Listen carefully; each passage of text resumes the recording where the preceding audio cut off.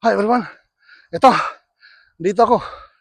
Ah, lilim ng konti. Akala ko madali. Mahirap pala.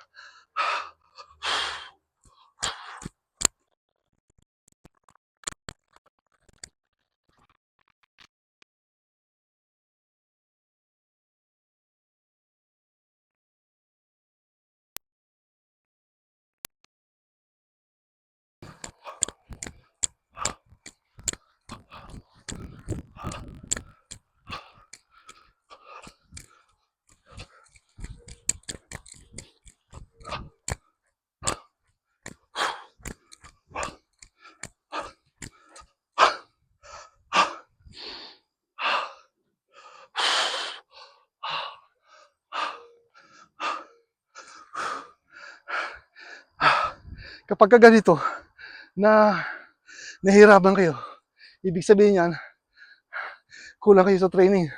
Katulad ko,